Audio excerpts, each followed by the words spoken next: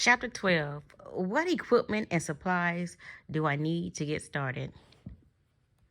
Whenever I met someone who says they have an office in their basement, I conjure up images of the first home office I ever saw. It was my father's workshop, a tiny area off to one side of the basement steps that was furnished with an old, scarred workbench and a beat-up metal stool. There, under the glare of a single, bare light bulb, my father would spend his evenings changing vacuum tubes into TV chassis and trying to coax the breakdown setbacks into working order for the people who had asked him to do the repairs.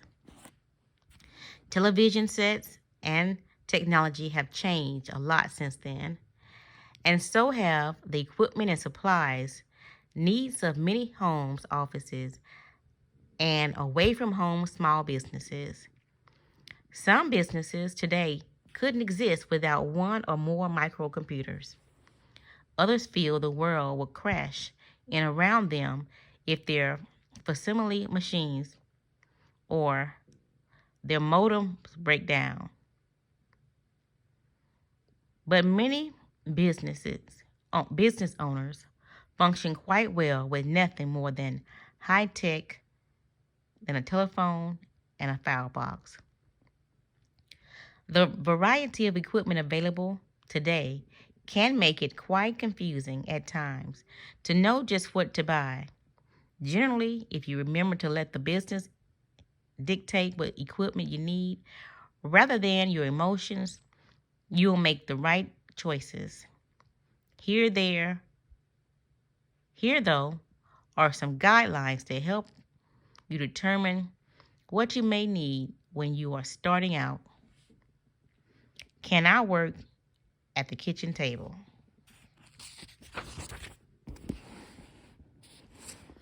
One of the great things about working for yourself is you can work anywhere you find convenient.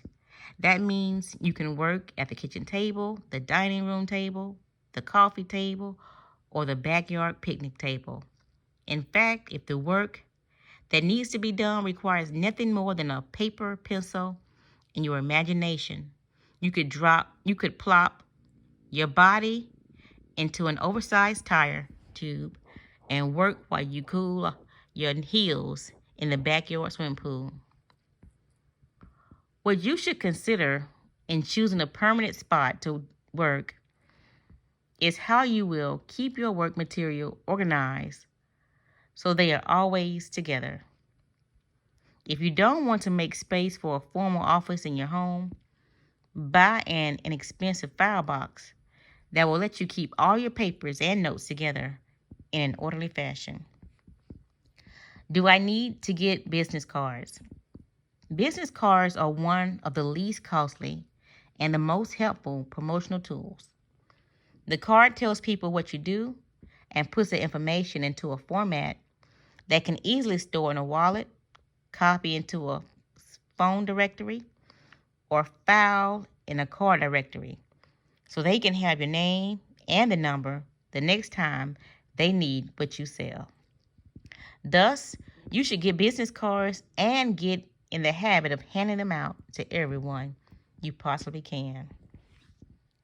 Do I need to give myself a title on the business card? If you are trying to give people the impression your company is bigger than a one or two person business, or if you like titles, you can give yourself a title, such as president. If you don't like titles and don't have to impress anyone, you don't have to use a title. The name of your business and your name, address, phone number should be all you need to include. Do I need business stationery? Business stationery is another essential.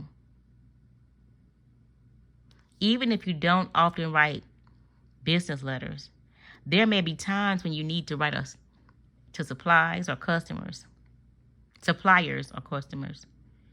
If you want your letters to look professional and important, you need letterhead, stationery, and envelopes printed with your business name. If you don't think you will need business stationery often, have just a small quality printed. After seeing how long it takes to use it up, you can reorder a large quantity if appropriate. Don't wait until the day before you need the stationery, however. It can take a week or 2 weeks for a printer to print a job. Do I need expensive business stationery? The type of business you run will dictate how impressive your business stationery needs to be. If you run a simple service business and get customers because your efficiency and your reasonable prices, expensive looking stationery would be a poor choice. Customers would be likely to equate expensive looking stationery with an expensive service. If you are in a business where you are expected to be dignified and highly professional, however, you will need to use the best quality paper you can afford. Your printer should have samples of different papers, stationery designs, and type styles available. He or she may also have books of pictures or symbols you could use if you want artwork on the letterhead, business card, and envelope. You can also purchase stationery by mail from several different companies. These companies all have catalogs showing available designs.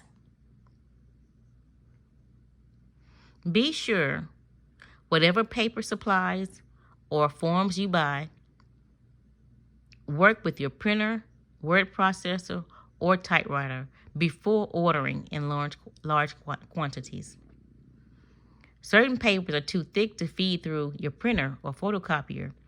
Some make the ink from an inkjet printer look blurry or smudge easily.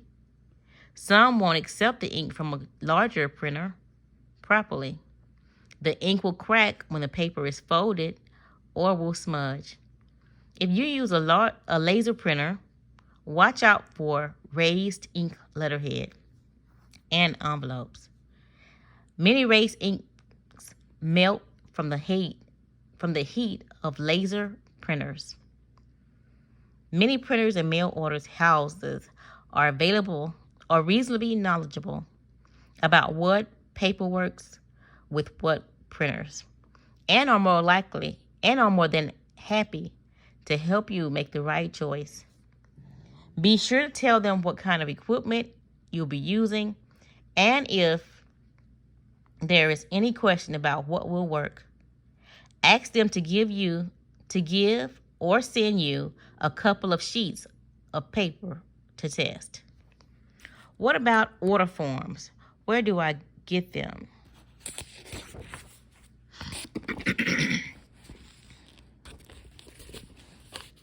Order forms, sale call forms, invoice forms, purchase order forms, estimate forms, and even specialty labels can all be ordered with your name printed on them from a local print shop or by mail. They can be purchased as loose sheets or as continuous forms for computers printers that have a tractor feed mechanism, a gear with teeth that catches the holes in computer paper and pulls the paper through the machine.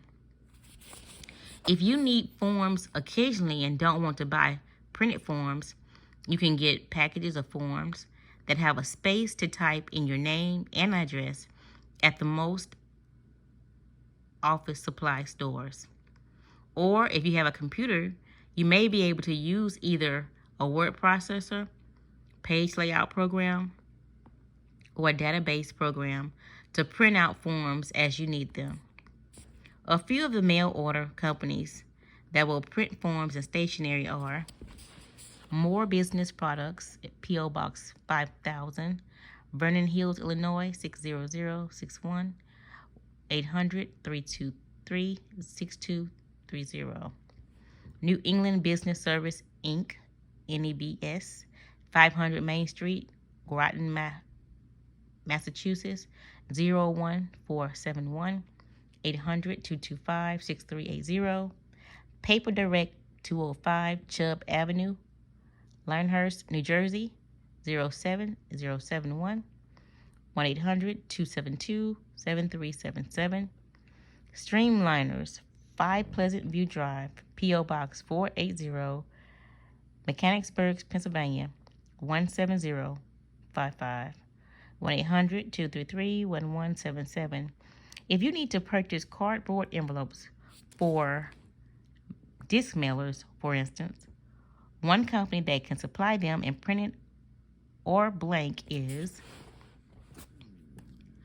Mail Safe 434, West 47th Street, Chicago, Illinois, 6063, 1-800-840-6552, or 312-523-6000. How much business stationery and how many forms should I buy? If you have no way of establishing how many letters you will write or how many orders you will get, order the minimum quantities of stationery at the start. For a home business, 500 letterheads and envelopes will be sufficient unless you are planning to do a large personalizing mailing. In that case, order enough stationery to do the mailing as well as a few hundred pieces for routine mail. Although you can get quantity discounts, there's no point buying and having to find a suitable storage place for a few thousand letterheads and envelopes if it will take you 2 to 3 years to use up that many. If you need order forms and invoices, you might want to use the packed ones from an office supply store and fill in your name, in your business name, until you determine how many forms you will need each month. Can I make my own stationery on a laser printer? You could in a pinch, but it isn't advisable. Even if you are an artist and good at designing stationery, what you produce on a laser printer just won't have the crispness that comes with professional typesetting. What most desktop publishers do when they design letterhead is to use a laser printout as a proof copy to see if the design looks the way they want, and when it does, they send it to the computer file, a service bureau that prints out the work on image setter, which produce much sharper than laser printer. Not only will you get better looking letterhead by having it typeset professionally, you might wind up paying less when you add up the cost of your laser, toner, the ink, paper, and the wear and tear on your printer. Do I need a separate phone line if I work at home? Unless you live alone, it is advisable to have a separate telephone line for your business. Having a separate line will let you always answer the phone with a business greeting and will prevent 10-year-old Johnny from picking up an extension and trying to dial a friend's home while you're trying to land a new customer. Equally important, having the separate lines make it much simpler to track business phone expenses for your tax records. If I run my business from home, will I have to get a business phone line? Whether you will need a commercial phone line instead of a residential line will depend on your local telephone company rules. In some localities, you only are required to get a business commercial line if you want a listing in the yellow pages. In other parts of the country, other rules apply. Call the business office of your local telephone company or the Utilities Commission of your state to find what the rules are. Should I get an 800 number? Some small businesses find that having an 800 number for orders boosts sales, and others find that they get few extra calls on their 800 line. Since it is possible to get 800 service for around $20 a month plus calls, it may be worthwhile. One software developer says his monthly 800 calls are under $90, a price that is more than made up, he feels, by the extra orders he gets.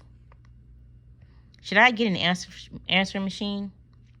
You need some way for customers to leave you messages when there is no one in your office to take calls. The options available are an answering machine, an answering service, your own in-house voicemail service, voicemail purchase from a private vendor or from a phone company. A conventional answering machine is the least expensive option. You can get a reliable answering machine in discount stores for under $50 if you watch for sales. While you can get machines with all sorts of bells and whistles, the useful features are a voice-activated message recording system. This makes the machine keep recording as long as the caller keeps talking, and beeperless remote call-in, which lets you call the machine from any touch-tone phone to retrieve messages or even change the message. Other features you may find useful are the ability to turn off the answering machine from an extension phone, handy when the answering machine is downstairs and someone picks up the upstairs extension. The ability to answer 2 lines, automatic time and dating stamping, and the ability to choose your own call retrieval code, the 3-digit number you punch in to retrieve messages from a phone when you are away from the office. Answering services that use live operators or take calls are preferred by some businesses, particularly those who must be notified of emergency situations. Some people who have used answering services complain, however, about messages being incomplete or that the operators don't get the right phone number or forget to give them the message. Thus, if you plan to use an answering service with the live operators, it would be a good idea to ask other business people in your community which service is best to use. Your own microcomputer-based voicemail system can be handy, but if you have an IBM or compatible microcomputer system and enough storage space and power to handle the voice messaging system. These computer-based voicemail systems work as far as the caller is concerned, just like the voicemail systems that hear when they call large corporations. In other words, they get a menu of choice, such as press 1 to leave a message, press 2 to place an order, press 3 for customer support. You can even program the system to call forward incoming calls to another number if you want. The main disadvantage of these systems is they take up a lot of disk space. Computer programmers and others who have to keep up with the latest computer technology sometimes dedicate their outdated PCs to voicemail functions. Commercial voicemail systems are offered by some local telephone companies. Paging services often offer a voicemail option that will call your beeper when messages have been left for you in the voicemail.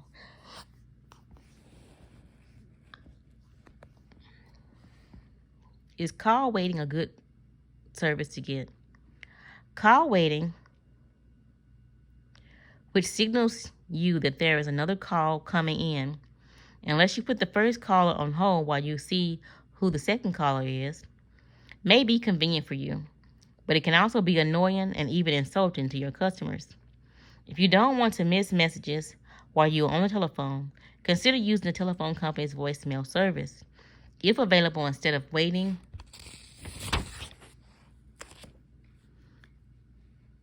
the phone company voicemail will pick up if your line is busy and allow callers to leave a message without disturbing the call in progress. In addition, if you use a computer to receive or send data, over telephone lines. The call waiting signal interferes with and disconnects the computer call. If you do decide to get call waiting, find out if there are ways to temporarily disable it if you use your computer on the phone line. This feature is not available in all communities. How do I choose a photocopier? The best way to choose a copier is to make a list of all the ways you expect to use it. Consider not only your present needs, but how you expect to use the copier in the next year or two. Here are some needs to consider. How many copies will you make at once? How many copies do you expect to make every month? How frequently will you need to copy multi-page documents? How often will you need to collate multi-page documents? What size are the originals, and will you often need to enlarge to reduce them? Will you want to photocopy both sides of a page onto the back, on the front and back of a single sheet of paper? Are you going to be photocopying photographs? Will you need photocopy onto both legal and letter size paper frequently? How much space do you have available for the photocopier? Will you need to photocopy onto stock card, overhead transparencies? Compare this list of needs to the photocopier equipment available at local discount stores, superstores, and shopping clubs, and office equipment dealers, comparing features and prices of various units. Be sure to ask about the price of consumable supplies such as toner. The expensive personal photocopiers may cost significantly more per page to run than the more expensive office copiers. To get the best buy, you will need to compare all your costs. In addition to the price of a copier, consider how much paper you can put in the paper's tray at one time. How many paper trays the unit will work with, if any. Whether you can add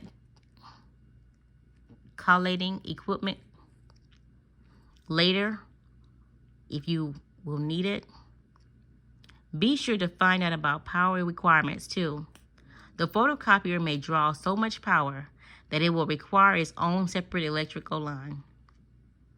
If you have any special uses intended for the copier, for instance, copying onto cardstock, onto papers with rough and textured surfaces, or copying photographs, test the copier with actual work you want to do. Look at the quality and speed of the output. If space is at its premium in your office, note whether the top of the copier unit, called the plantance, slides back and forth during copying, or is it stationary? And if it slides back and forth, how much room it needs to operate. Finally, ask about guarantees, maintenance, and services agreements. If you will be using the machine daily, or if it is very heavy, you are likely to want someone to come to your office to service the unit. So ask if a service contract is available and what it costs. Do I need facsimile machine? The facsimile machine, fax machine, could probably be best described as instant mail machines. They are used to send or receive all sorts of printed documents, orders, and letters from one location to another almost instantly. If your business will require such instant mail, you will need a fax machine. If you only need to send or receive fax occasionally, you should be able to find a local fax service instead of buying a fax machine.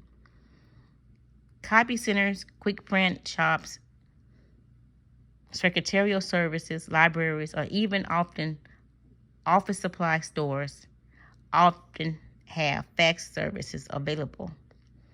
In addition, Most online information services also have fax services available that let you send a text message to any fax location in the world that the online service reaches. If you need to send or receive more than a few faxes, however, you will probably want to get your own fax or fax modem for your computer. Prices advertised by discount stores for standalone fax machines suitable for small offices start as low as $300 and go up to around $1,700 to $1,800 for plain paper fax machines. What kind of fax machine should I get? There are two broad categories of fax equipment: standalone fax machines and fax boards or modems that work with microcomputers. With a standalone machine, you feed printed and handwritten pages into the machine, which scans the documents and converts them to a format that can be sent out over telephone lines to another machine.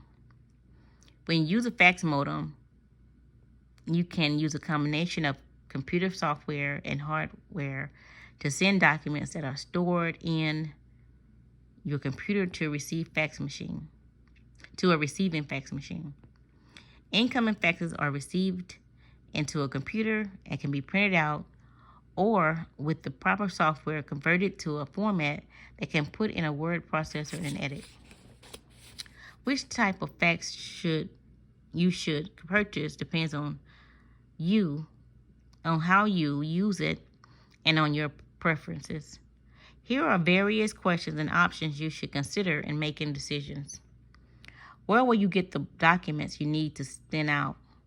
Are there already printed documents such as contracts, forms, or letters printed on your letterhead? Are they formatted documents or drawings that are stored in your computer? Will you need to send photos or drawings via fax? Will you need to send copies of handwritten documents or printed documents that have been handwritten notations on them? What size documents will you send or receive? Standard letterhead or bigger? What will you have to do with a document after you get it via fax? Will you need to just look at it and discard it, file it, or store it for any length of time? Will you need to get the document into your computer to work on it? How often will you need to send or receive fax documents? Does the fax machine need to have a sheet feeder or a way to automatically send multiple pages?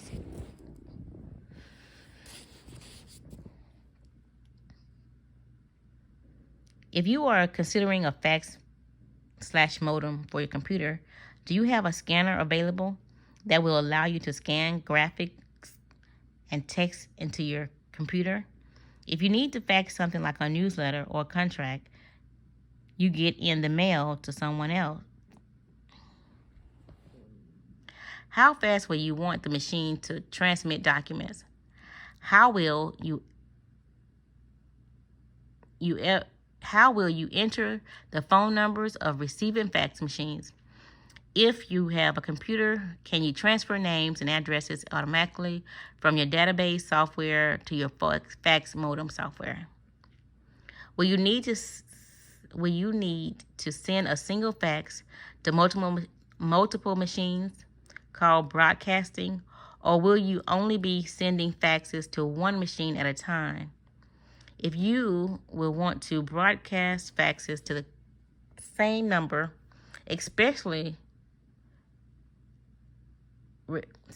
repeatedly, all your regular customers, for instance, or group of publications to which you regularly send press releases, will the software let you set up group lists and automatically send out fax to each number or the list when you choose the group name? Or will you have to select each number separately? If you are using a fax/modem, you can launch the software from within any application.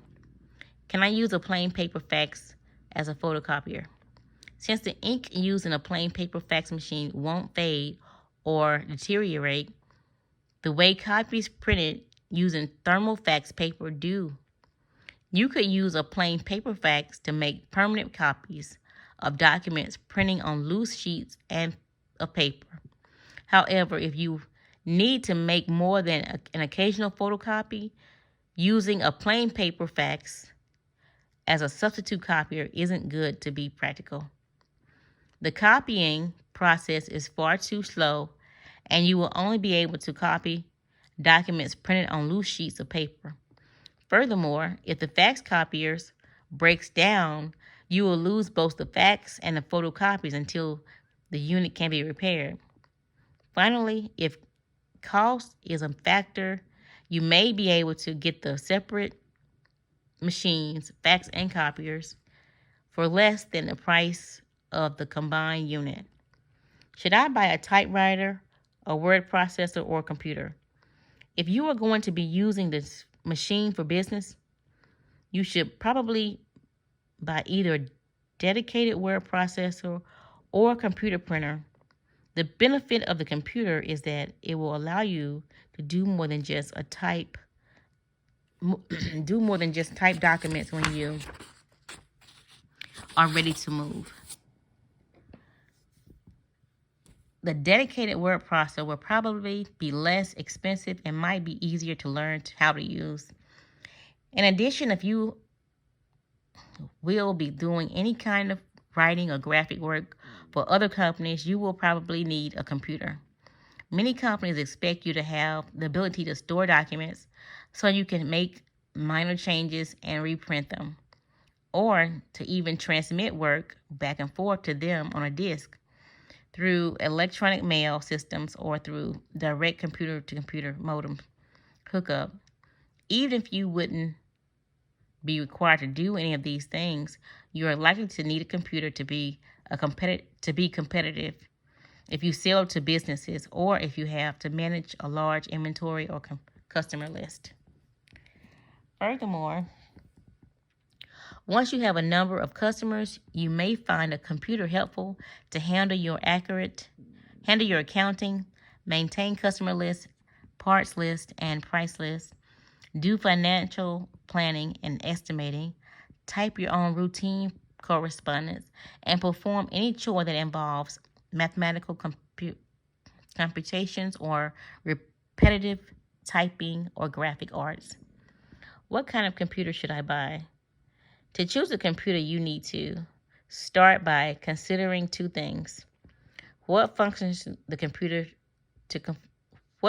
want the computer to perform? Word processing, accounting, financial forecasting, graphics, etc.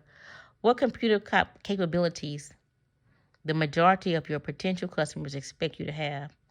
Economy and ease of use are important too, but not as important as being compatible with the computer hardware and software your customers are likely to use. If your business isn't one that requires you to have a hardware or software compatible with the computers your customers use, base your choice of a computer on what software, computer programs is available to handle the tasks you want to perform. A computer, after all, is only a processor that sits and waits for instructions and about what to process and what methods and procedures to use. The software gives it those instructions. How do I find out which software programs are right for my business? The best way to find the right software is to read reviews in recent computer magazines and trade magazines. Among the computer magazines you might want to look at are Computer Shopper, Mac User, PC/Computing, Byte, Macworld, and Home Office Computing. Your public library should have back issues of at least several of these publications. You may also want to ask friends who are knowledgeable about computers for suggestions. Be aware, however, that their favorite computer and programs might not be right for your business needs. Computer users groups if there are any large one near you or another valuable source of information. Once you have an idea of what software program would be appropriate, look at how much computer memory those programs require. Many programs today require a lot of computer memory to function properly. A computer that has 4 or more megabytes of memory, or one that will allow you to expand the memory at a later date, would be preferable if your budget allows.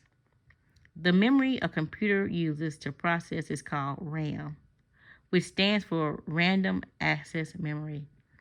This memory gets turned on and off and is not used to store data or programs permanently. Programs and data are stored on disk when not in use and get loaded into memory only when they are needed. A reasonable analogy would be a mixing bowl. Each time you use it, you would get out the ingredients from a storage closet or refrigerator and load them into the bowl. The amount of the ingredients you can put in the bowl at any one time will be limited by the size of the bowl. The bigger this bowl, the larger the volume of ingredients it will hold. The bigger the computer memory, the more data and program instructions it can work with at one time. Could I use a notebook computer instead of a regular desktop model? Yes. Most of today's notebook-sized portable computers are extremely powerful, and most have ports, sockets that will let you attach a full-size keyboard and a full-color monitor if you wish to do so. Some notebooks these days have color displays. You will pay more for a notebook computer than you will for a comparable desktop model. But if you travel a lot, the notebook will be a good choice. What should I look for in a notebook computer? Jeff Ch12, manager of internal audit support for Beneficial Finance Corporation, was given the task of selecting laptops the company's auditors would take on the road. The criteria he used in the late 1992 to select notebook computers were price, weight, under 6 pounds, including AC adapter is desirable, dimensions, briefcase size if preferable, processor and speed at least at an 80386 processor and a minimum speed of 16 megahertz. Display, is a display comfortable to look at and easy to read. Memory, at least 2 megabytes. 4 would be better if Microsoft Windows would be used. Hard disk size and speed, at least 60 to 80 megabytes hard drive with a speed time of no more than 28 milliseconds.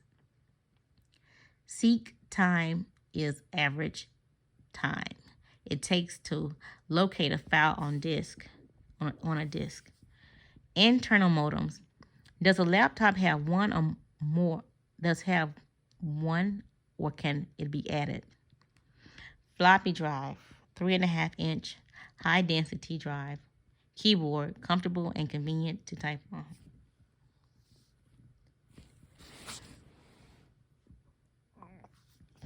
What kind of printer should I get to go with the computer? Before you decide what type of printer to get, you will need to know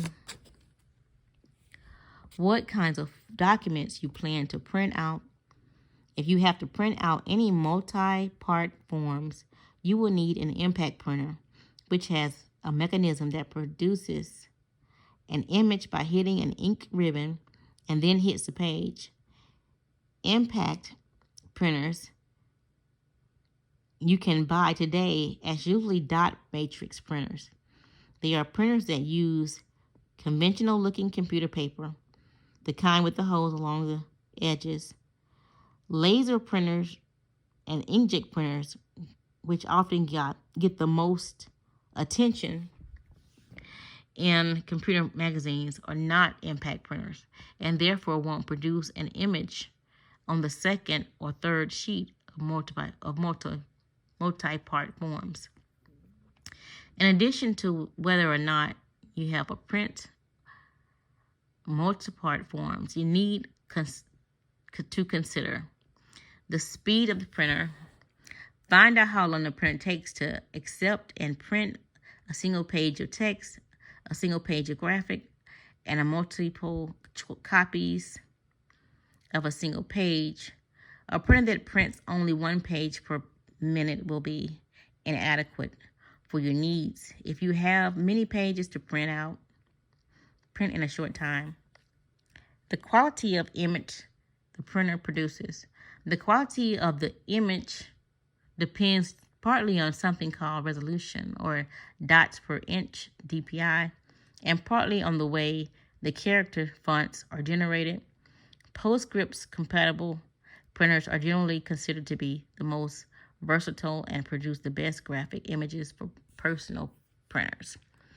PostScript is a computer language that enables the computer to send font and graphic commands to the printer. These printers also have the widest range of quality fonts type styles available. If you plan to use a computer for desktop publishing, you should plan on getting a PostScript compatible printer. The costs are availability of the ribbons or ink cartridges. Find out the cost of the cartridge or ribbon and the number of pages you can expect to print with each cartridge or ribbon. And an ink cartridge that costs $17.98 but only prints 300 pages will cost you about 6 cents per page for ink. A cartridge for a different type of printer that costs $100 but prints about 3,000 pages will be about half that amount per page. Be sure the cartridge or ribbons for the printer you select are widely available in the stores or mail order outlets. You may also want to find out if refill cartridges cost less than the new ones. The way documents are queued up for printing, some printers will let you queue up a number of files at one time to print and let you use the computer for something else while the printer churns out the pages. Other printers make you wait until the printer is finished printing to move on to other tasks. Often you can get a software spooler that will allow you to work and print at the same time, but that will increase your cost.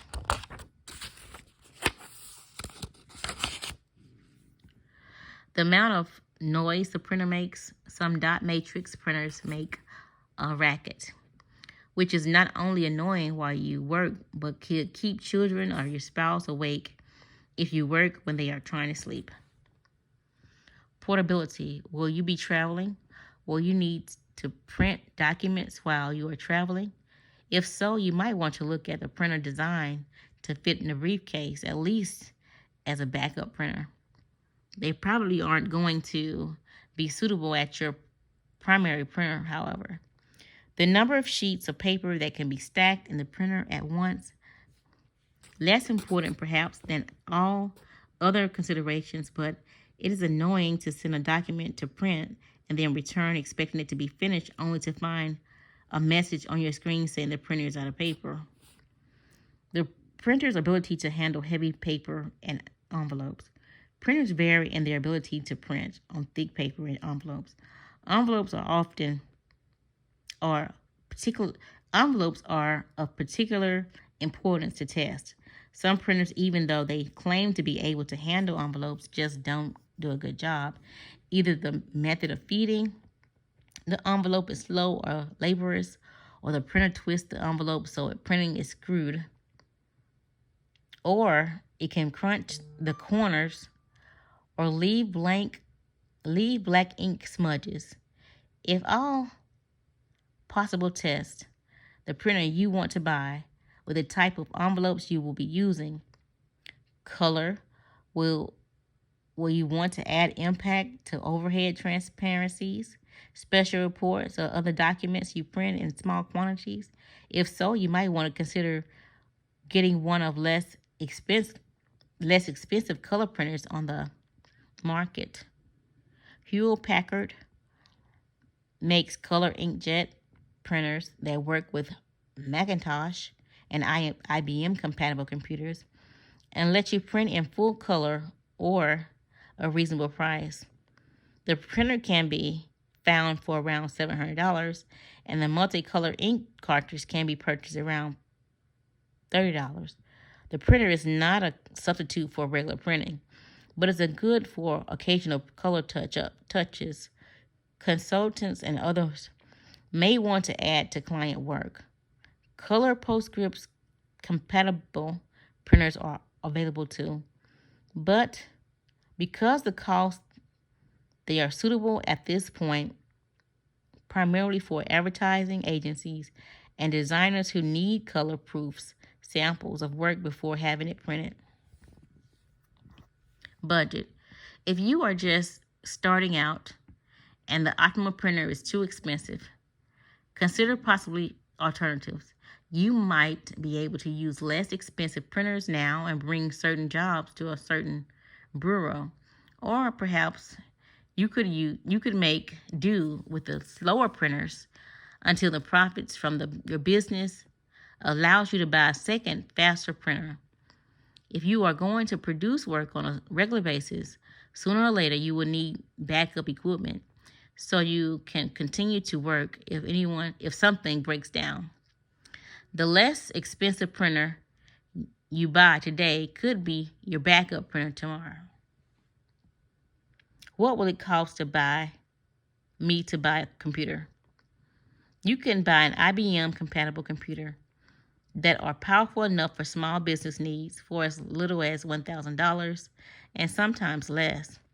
If you require speed and a lot of memory, you will probably pay closer to $2,000. Printers can be purchased for as little as $350 and up. PostScript compatible printers start at about $1,200. Monitors, the computer screen, aren't always part of the price, so be sure you know exactly what you are getting for your money. Can I save money on the purchasing a computer or a printer from a mail order catalog or discount store? Discount stores and mail order companies can save you money, but may not offer as much customer support as you like. Getting service if the computer or printer breaks down can be a problem too. If you buy it at discount stores or through the mail, often you will have to pack up the device and mail it away to be fixed if there's a problem. Even if you pay extra for overnight mail and from the repair center, it can take a minimum of 3 days to get your computer back when you have to mail it away for repairs. That can play havoc with your deadlines if you rely on computers or printers to produce your work for your customers. Some discount chains or mail order companies do offer on-site service, however. If you will need the computer every day, it would be wise to look for such offers. Tip: don't assume that all retail stores fix computers and printers on site or in their own repair centers. Ask to be sure. Some stores will take in repairs, but then turn around and send out the computer for repairs. When this happens, you may wind up having to wait a week or even longer to get your computer back. Be wary of buying closeouts. If the company that manufactured the computer or printer stops supporting it or goes out of business, you may be unable to find parts or consumable supplies when needed. What is a modem and do I need one? A modem converts computer data so it can be transmitted over The telephone line. It lets you send information stored inside your computer to your other computers that have modems. Having a modem can be very useful since it lets you connect with very different and business resources to get information, exchange electronic mail, get product support, and do business. How can a small business benefit by using online information services? Online information services allows you to get tips on solving problems for other businesses, owners in online conferences and bulletin boards. Find a low-cost business software called shareware that can try before you buy. Not only does shareware help you prevent you from making costly mistakes, but most commercial software isn't returnable. But you will also find that there are some shareware programs available that are better than any commercial program. Get the latest news sent directly to your electronic mailbox with an electronic news clipping service.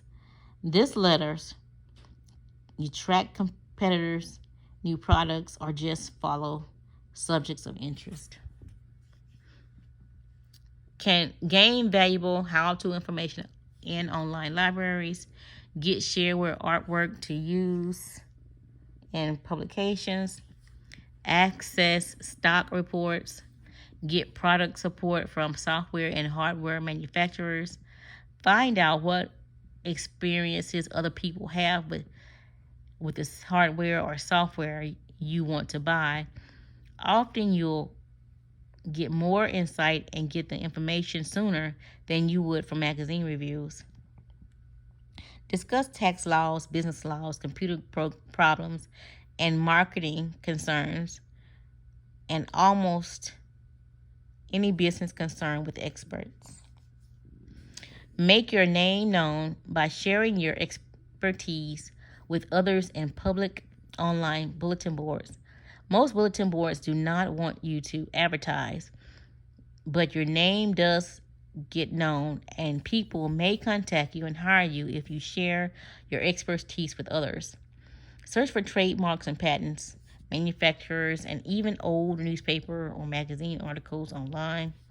Several of these services have extensive database capabilities that let you quickly find information that could take you hours and hours to locate in public library. Get financial information about public companies. Make travel reservations. Get the name, addresses, phone numbers, and fax numbers of senators and congresspeople from your state. Attorneys, accountants, and other professionals online cannot give you a specific advice, but they can and do provide general information that can help you understand issues and solve problems. Put your business name, contact information, and a brief description of what you do in a searchable online database where businesses and individuals can find it when they need what you sell. Get help learning how to sell to the government. Order needed business products, services, and software online. What commercial online services are there? Among the major online information services are Genie, American Online, CompuServe, Prodigy, Dow Jones, New Retrieval, Delphini, Dialog, and Apple Link. Are there any other gadgets I'll need? If you get a computer system, you should be sure to get a surge protector or uninterruptible power supply. The surge protector is the least expensive and offers some protection to your equipment against power spikes, too much power that sometimes come through lines. A power spike can destroy your computer circuitry, so protection is well worth paying for. If you have a lot of very important data on your system and have very expensive computer equipment, you will probably want to price the uninterruptible power supplies.